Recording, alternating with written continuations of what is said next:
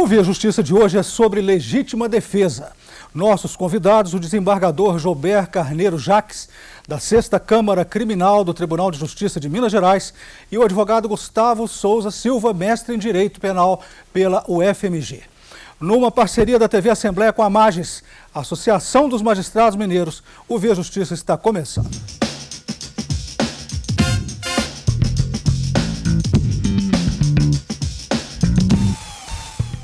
Será que as pessoas sabem o que a lei diz sobre legítima defesa? Vamos ver a opinião popular nas ruas de Belo Horizonte. É coisa para defender a si próprio ou terceiros que são chegados a você e em situação de agressão. Você não correr risco de você virar vítima. Quando a sua vida está em perigo ou de outra pessoa que está sob sua guarda. Deixa dúvida ainda, né? Que em um caso sim, outros a gente fica indeciso. Não sei, mas eu reagiria na hora. Não, essa parte jurídica aí eu não consigo muito decifrar não, aí seria mais a nível de advogado mesmo. Então vou começar a pergunta com o senhor, doutor Gustavo, que é advogado. Qual que é o conceito de legítima defesa, como o Código Penal considera a legítima defesa? E como que o senhor viu a fala popular? Parece que eles não sabem muito, né, dos meandros da legítima defesa. Vamos lá, a legítima defesa é uma excludente de ilicitude. Isso porque para que a gente possa ter, sob o ponto de vista técnico, um crime, nós precisamos de 3 requisitos. Precisamos de uma conduta que seja uma conduta típica, ou seja, que ela esteja prevista na lei como uma conduta criminosa, que se praticada demanda uma sanção, é aplicada uma sanção àquele que pratica, mas isso não basta. É preciso que se atenda a outros 2 requisitos, que ela seja uma conduta ilícita, ou seja, que ela não seja justificada pelas causas de justificação que estão no Código, e que ela seja culpável, que em resumo seria uma conduta reprovável. Então, dentro desse segundo requisito, o Código Penal traz causas que excluem a tipicidade. Ou seja, matar alguém é uma conduta típica. Está lá prevista no artigo 121 do Código Penal como um crime. Mas matar alguém em legítima defesa, em estado de necessidade, no estrito cumprimento do dever legal ou no exercício regular do direito, que são as causas de exclusão da ilicitude, não performa um crime, embora possa ser uma conduta inicialmente típica. Posso continuar? Sim. Especificamente sobre a legítima defesa, ela tem 4 requisitos principais para excluir a responsabilidade penal, que seria a reação a uma agressão injusta, atual ou iminente, a reação contra uma lesão a um direito que pode ser próprio ou alheio, a utilização de meios necessários e moderados para reagir a essa agressão e um elemento subjetivo, ou seja, o interesse de se defender. Esses são os requisitos básicos da legítima defesa. Doutor Jober, então, para deixar claro para aquele telespectador que não sabe, quem age em legítima defesa não comete crime. Ou não, comete crime? Não, ele não comete o crime porque é lícito se defender. Aliás, é da gênese humana, né? A lei, o direito procura reproduzir a gênese humana para atender justamente a pessoa, as necessidades de várias espécies. Então, desde a pré-história, o homem precisa se defender. Ele sabe que não se defendendo ele pode perecer, os inimigos são vários, né? E a natureza humana está até hoje aí com um viés de violência muito grande. Então, agir em legítima defesa, nos termos que o doutor Gustavo falou, é agir licitamente. Agora, doutor Gustavo, o senhor falou aí sobre as 4 excludentes, né, da ilicitude, como o senhor mesmo disse. Agora, qual que é a diferença entre legítima defesa e o estado de necessidade? A diferença básica é que no estado de necessidade nós vamos ter 2 valores, o conflito entre 2 valores legítimos, enquanto na legítima defesa eu tenho uma agressão injusta e uma reação. Eu resumiria dizendo que o estado de necessidade é uma ação e a legítima defesa é uma reação. Exemplificando, um exemplo clássico de estado de necessidade. Nós estamos dentro de um barco, o barco está naufragando, existe só um bote salva-vidas e nós precisamos, né, cada um de nós, no interesse próprio de se resguardar, o seu próprio valor pessoal, a sua vida, pode agredir o outro para poder pegar o bote para si. A minha vida não vale mais do que a sua, nem a sua vale mais do que a minha, mas talvez a sua vale mais para você, do que a minha e a minha vale mais para mim do que a sua. Então os interesses são legítimos, o choque de interesse, ambos os interesses são legítimos, mas cada um tem que preservar o seu próprio, ou pode preservar o seu próprio interesse. Já na legítima defesa, não. É uma reação a uma agressão injusta. Então é o sujeito que vai se defender de um agressor. Agora, doutor Joberto, quando o Código diz que os excessos na legítima defesa serão puníveis, quais são esses excessos?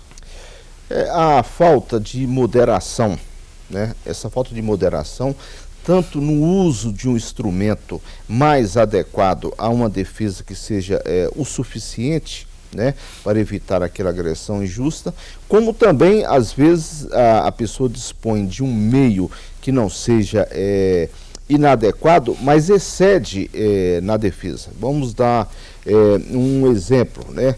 Se alguém está sendo agredido injustamente ou na iminência de ser agredido, ele se defende usando a faca. Pega uma faca na cozinha, usa essa faca contra a pessoa, desfere um golpe. E aquele golpe foi suficiente para desmobilizar o agressor. Vamos supor, ele cai, se senta e fica ali numa situação de não poder mais continuar naquele embate.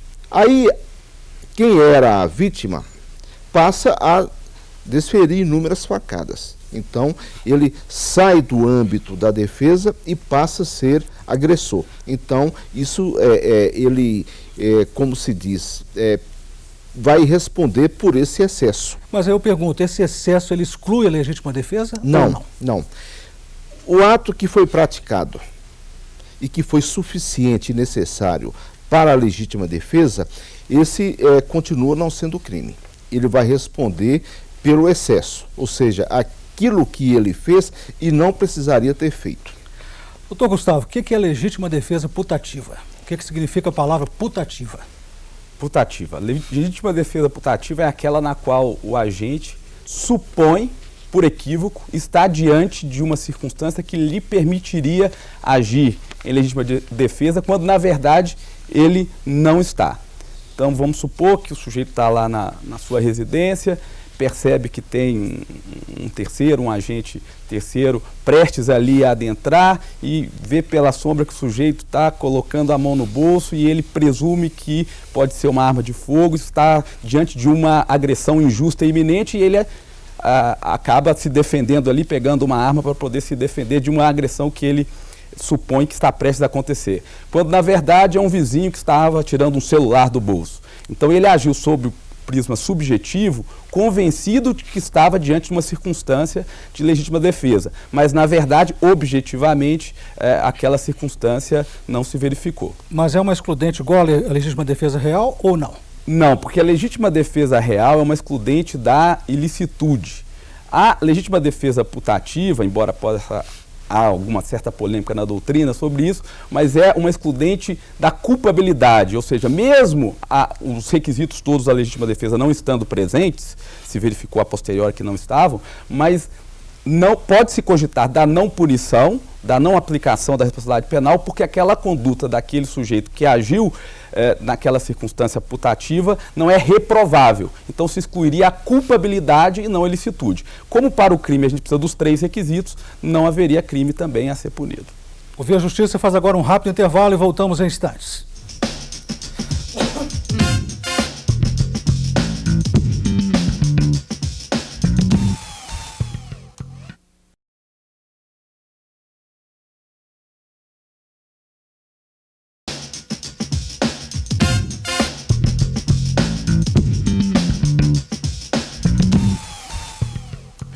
O tema do Via Justiça de hoje é a legítima defesa. Participam do programa o desembargador Joberto Carneiro Jacques, da 6ª Câmara Criminal do Tribunal de Justiça de Minas Gerais, e o advogado Gustavo Souza Silva, mestre em Direito Penal pela UFMG. Será que as pessoas, em geral, matariam em legítima defesa de terceiros? Vamos novamente às ruas de Belo Horizonte para saber. Sim, dependendo de for um filho, uma mãe, um ente querido, a gente faria sim, não tem como. Seria ele ou eu, no caso, né? Eu não mataria, não teria coragem de matar e acho errado. Acho que a pessoa tem que ser preso, tem que pagar por esse crime. Em legítima defesa, em vez de eu morrer, vai ele. Eu não pensaria nisso, né? Em matar, não. Agora, isso aí é instantâneo, né? Na hora você não sabe a sua reação. Não. Eu preferia perder a vida do que tirar a vida de alguém. E na hora do medo a gente não pensa em nada, a gente quer só viver. Doutor Joberto, o ser humano mata, né? Mata mesmo porque, à exceção dos casos, né, de homicidas frios, as pessoas, em momentos de dificuldade, onde a própria vida ou a vida de um terceiro, principalmente quando é um ente querido, está em risco. Então, aquele momento ocasiona um estado de perturbação mental, de medo, de emergência mesmo, aonde a pessoa se vê numa situação, como falou um dos entrevistados, né, ou mata ou morre. E então não tem muito tempo para pensar, não tem muito tempo para se socorrer de uma autoridade, de um auxílio estatal, e as ocorrências em legítima defesa não são poucas, né? São muitas, são milhares de ocorrências nesse sentido a todo momento, a todo dia, infelizmente. Psicologicamente, como que fica a pessoa que mata em legítima defesa? Veja bem, não é uma situação fácil, né? Os traumas são da própria condição humana, e eu imagino que seja um misto, né, de angústia, mas também um misto de alívio, de certeza que fez alguma coisa por alguém que não merecia. Aliás, um dos requisitos é aquela injustiça da agressão.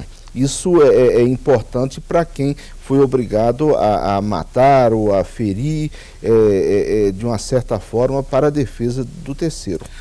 Pegando essa deixa do desembargador, doutor Gustavo, injustiça da agressão. Juridicamente, gostaria que o senhor falasse sobre injustiça da agressão. O que é uma agressão injusta? Esse conceito de justiça ou injustiça, né? No direito ele precisa ter um caráter mais técnico, porque se a gente passar por um conceito, digamos, material de justiça ou injustiça, cada um pode ter o seu. E o direito, principalmente o direito penal, precisa de uma segurança para que possa funcionar e resolver os conflitos de forma adequada. Então, dentro desse contexto mais técnico da questão da injustiça da agressão, vai ser injusta uma agressão que não seja autorizada pela norma jurídica, que não seja autorizada pelo direito. Por isso que a reação a esta agressão, ela é uma ação valiosa, uma ação valorada positivamente pelo direito. Porque, na verdade, quem reage a uma agressão injusta está reagindo de forma justificada. Doutor Joberto, vamos lembrar aqui o caso da idosa gaúcha, que ficou famosa, né? Ela recebeu lá o agressor com 6 tiros. Ela agiu em legítima defesa? Veja bem, em tese, é muito fácil discutir sobre legítima defesa. No exame do caso concreto, a situação fica bastante difícil. Talvez sim, é preciso conhecer muito de perto as circunstâncias, né? O que ela levou a desferir 6 tiros, se foi realmente necessário, se ela conhecia aquele invasor, se sabia das pretensões dele, e se no caso concreto se revelou necessário 6 tiros. Tem pessoas que levam 6 tiros e vai para o hospital caminhando. Essa pessoa pode ainda estar hábil a continuar agredindo. Agora, o fato é o seguinte, é saber se houve excesso ou não. Mas o número de tiros não afeta em nada, né? A princípio não, a princípio não. É como eu falei, às vezes a pessoa é alvejada com vários projéteis e ela não é desmobilizada, não há aí uma ineficiência quanto à provável continuidade das agressões. Não é a qualidade e o número, digamos assim, de reações, é a eficiência. Doutor Gustavo, um outro caso, por exemplo, quando uma pessoa atropela a outra diversas vezes, né, para evitar o carro roubado, é ou não legítima defesa? O doutor Joberto foi no ponto. Legítima defesa é muito tranquilo se discutir em tese, mas muito complicado de se aplicar ao caso concreto. Sempre nessas questões da discussão do excesso, o que precisa verificar é o binômio necessidade e moderação. Quer dizer, aquela reação ela foi necessária e ela foi exercida no limite da sua necessidade, da necessidade para repelir aquela injusta agressão? E superado esse ponto, ela foi da forma moderada? O moderado tem que ser o suficiente para poder repelir a agressão. Ela tem que ser proporcional à necessidade de repelir a injusta agressão. E a verificação em cada caso concreto realmente pode causar grande dificuldade. Continuo perguntando para o senhor, vamos lembrar agora o caso da modelo Ana Hickman, né, que está repercutindo nas redes sociais. O cunhado dela matou o agressor, né? A Polícia Civil diz que foi em legítima defesa de terceiro. O Ministério Público não concordou. E aí? Primeiro aí nós temos uma questão de competência dentro do processo penal e da investigação criminal, né? Cabe à Polícia Civil ou à Polícia Judiciária trazer os elementos de investigação do caso, os elementos iniciais de colheita de prova, para que, remetido ao Ministério Público, que é o órgão que tem a competência de propor ou não a ação penal, valorar aquelas circunstâncias ou pedir novas investigações ou decidir pelo arquivamento, porque inexistente a hipótese de crime, ou propor uma ação penal para que se comece um processo penal com ampla defesa, devido processo contraditório, e se chega ao final a uma sentença de absolvição ou de condenação dentro dos limites da lei. Então, neste caso, um primeiro ponto que precisa ser esclarecido, que não é um problema, né, haver, por exemplo, um relatório da autoridade policial sugerindo, né, a existência ou a confirmação de uma legítima defesa, e o Ministério Público entender de forma diferente e querer dar um passo a mais, que é começar o processo. E dentro dessa linha, preciso ponderar que o que vai acontecer agora é o início do processo. Não houve ainda condenação ou um juízo de valor definitivo se houve ou não houve legítima defesa, e nesse caso, mais especificamente, provavelmente se houve ou não houve o excesso, né? Porque uma situação inicial de legítima defesa parece ter se verificado. O que vai se discutir agora, num processo que vai começar, é se há ou não há o excesso punível. O Via Justiça faz mais um intervalo e voltamos em seguida com o bloco final do programa.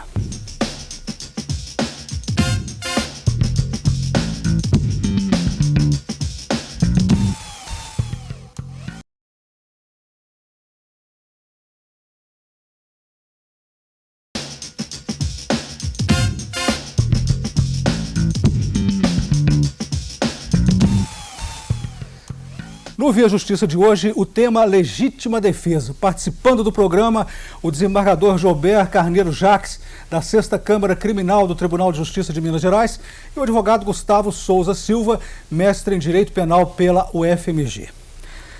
Doutor Jober, seguinte caso para o senhor. A pessoa, ele surpreende o cônjuge em traição e atira no amante da esposa, ele pode invocar a legítima defesa?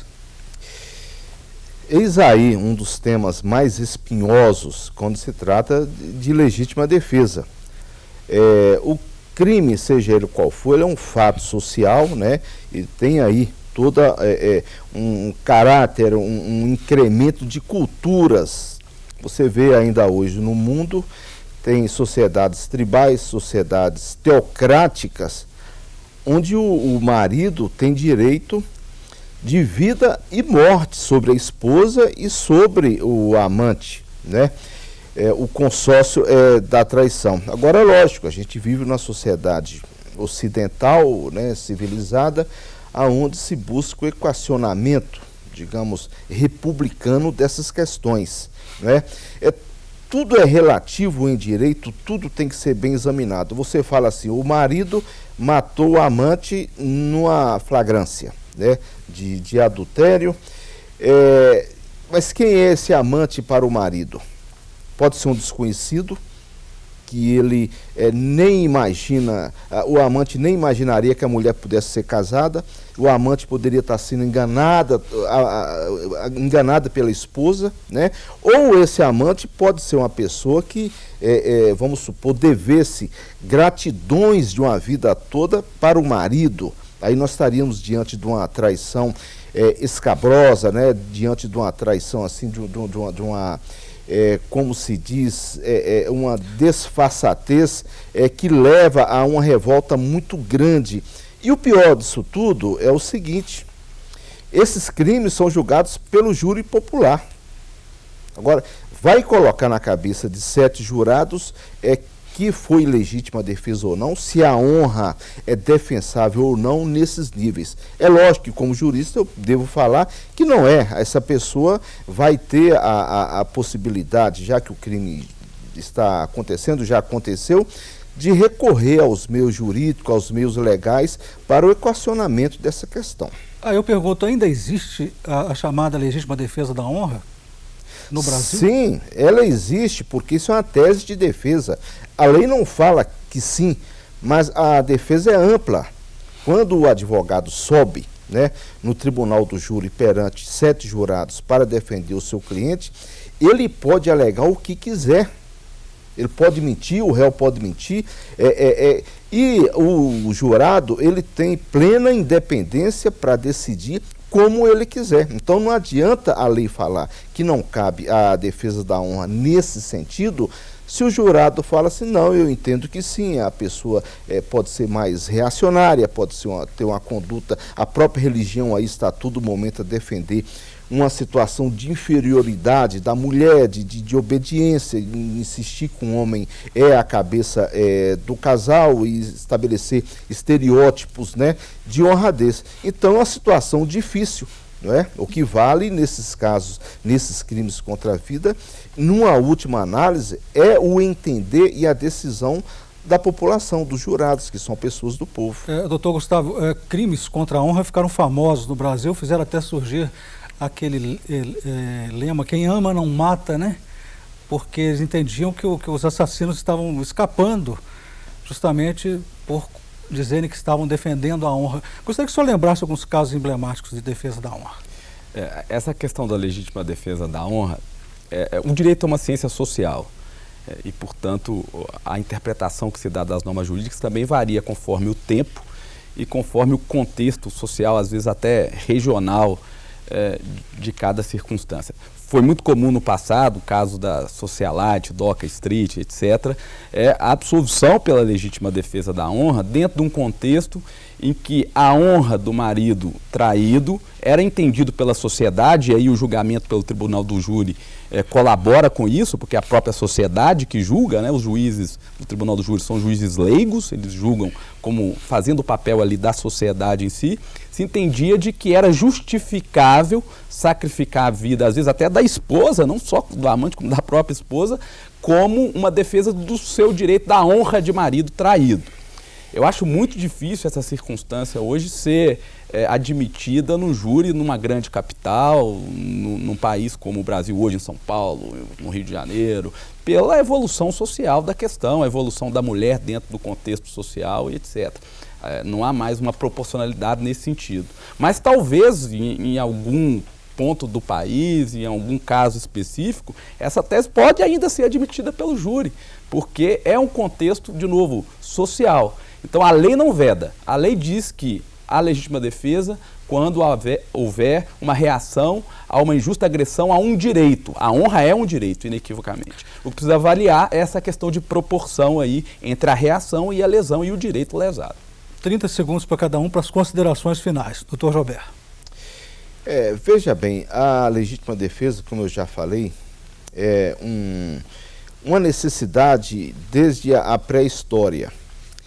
É inegável que a deficiência atual do Estado, de todo o aparato judiciário, policial, né, o abandono das populações, gera nas pessoas esse sentimento de desamparo, né, e a legítima defesa, dependendo do local, das circunstâncias, é até uma necessidade acima do jurídico. Por quê?